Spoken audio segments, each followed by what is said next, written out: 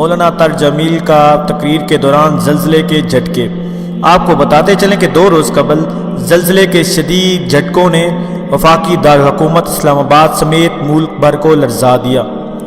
فیصل آباد کالج میں معروف مذہبی اسکالر مولانا طارق جمیل لیکچر دے رہے تھے کہ دوران لیکچر ہی زلزلے کے جھٹکے محسوس ہوئے، جس پر پاس بیٹھے ایک شخص نے مولانا طارق جمیل کو زلزلے کے جھٹکوں سے آگاہ کیا۔ مولانا طارق جمیل بیان دیتے ہوئے رک گئے اور کہا، ہم جو کام کر رہے ہیں اس سے زلزلے رک جائیں گے انشاءاللہ، جس کے بعد انہوں نے لا الہ الا انت سبحانک انی کنتم من الظالمین کا ورد کرنا شروع کر دیا۔